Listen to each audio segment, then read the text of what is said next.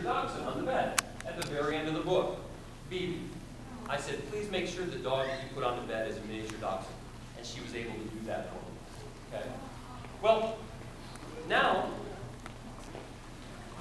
the pictures were done. Everything was ready. The story was finished. Everything was ready to go. But it was all in the computer. We didn't really have a book yet.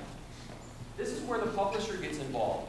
We sent off all our computer files, all of our story, all of our pictures to a company called CreateSpace, which is connected to Amazon.com. Amazon sells books all over the world. So they were able to put all of that together and finally come up with a copy of an actual book. Now, I had to wait about 2 weeks to get my first copy of the book. I was so excited, checking the mailbox every day. But when I finally got the first copy, it's called a proof copy. And it's just like a regular copy. It's just like the copy that a lot of you bought, except in the back it has a big black word that says proof. Okay? And what that means is you have one more chance to check for mistakes. So I went through the book again, made sure there were no mistakes. I was happy with everything. And I called CreateSpace. I said, we're ready. They said, we're ready too. And at that point, the book became available for sale. We had to do some paperwork. There were some paperwork things to do. For example, this barcode on the back, when you go to the supermarket or you go to the NEX or the store, they scan it on a scanner. It makes a beep sound. We had to make sure that we got one of those. There's also something called an ISBN number on the back of this. It's a special number for this book so that anybody in the world can find this book with that number. We also had to file for something called copyright protection to make sure nobody copies my idea. And we had to get what's called an LCCN, which is just a number so that any library in the world wants to order this from the library, they can. But that was all the paperwork stuff. The important thing was the book was ready for sale. Okay? Now it sells on Amazon.com in the United States, in the UK, and Japan, and it's also available at some bookstores, for example, Barnes & Noble. And I'm trying to get it into some Japanese bookstores. Every time somebody clicks buy it now, I get just a little bit of money.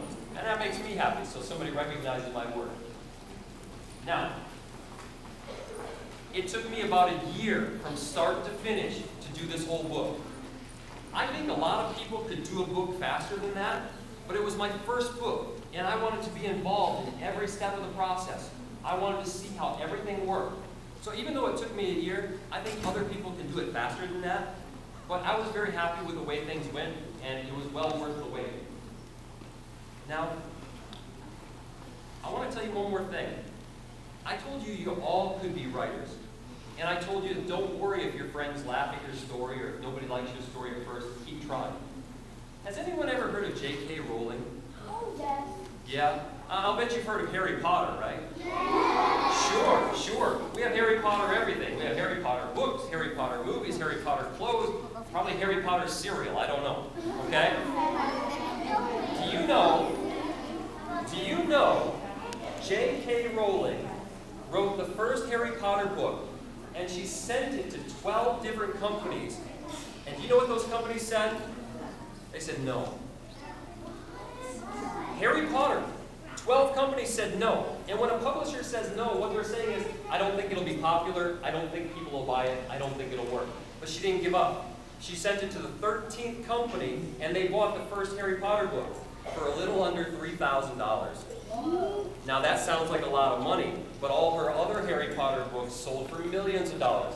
J.K. Rowling is British, she lives in England, she has more money than the Queen of England. And it all started with one story, Harry Potter. Okay? So, anybody can be a writer. Don't take no for an answer. I think any of you can do it. Now, I'm going to wrap up today with a reading of my book, and at the end, I'm going to let you ask me some questions. I'll be very, very happy to answer them, okay? But I'd like to give you a chance to hear Hermie and the Animals' Mixed Up Ears. A long time ago, in case you forgot, animals could talk, and would talk, and did talk. A lot. They all lived together, and I don't mean in zoos. They lived in big houses. They liked to wear shoes. They worked and they played. Some drove, but most walked. But whatever they did, they always talked. They talked about TV, fashion, and sports while eating spaghetti. Or or shopping for shorts. They talked to each other, to strangers and friends. They often asked questions, who, what, where, and when.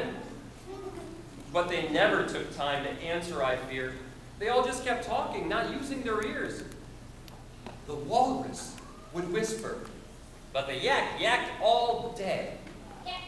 The giraffe often laughed and had plenty to say. Cats tried to make speeches, but dogs called them names.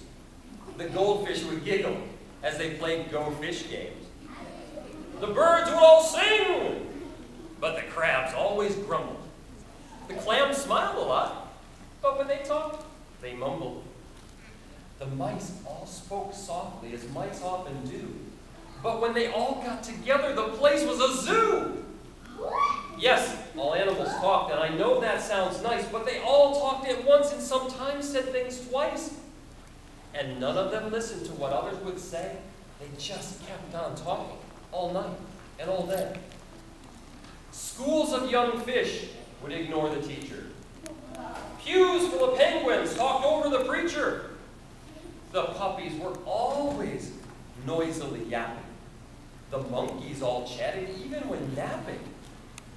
Now, all of this talking and gossiping gap finally woke up old Hermie, the old hermit crab.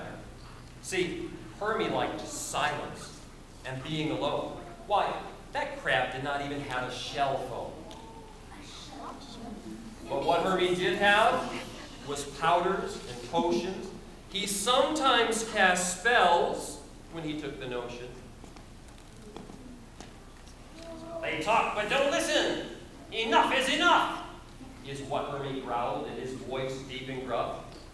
I'll teach them a lesson, he grouched to himself. Then he took down a spell book he kept on his shelf. Just wait till tomorrow, he chuckled with glee. Then they'll stop talking and listen to me. And he worked on a spell late into the night. He mixed magic powders until they were right. Then he started singing and chanting these words, but no one was listening, so nobody heard. Ears any color, yes, ears big and small. Round ears and sharp ears, this spell is for all.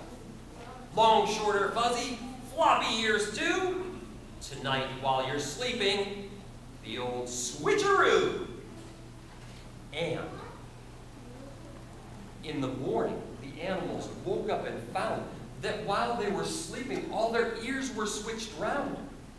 The elephant's big ears were gone from his head. Now they were long, white, and furry instead. The dog's floppy ears were now missing too. Oh no, she had pig ears, sticky with goo. The snake never had ears, at least none to see. But now he had striped ears, and not 2, but 3. Every animal's ears were completely mixed up. Every lion and monkey, each kitten and pup. Help me! What's happened? What can we do? I can't find my ears. Oh no, not you too. Yelling, complaining, talking, and crying. What a huge mess, and still none of them trying to listen.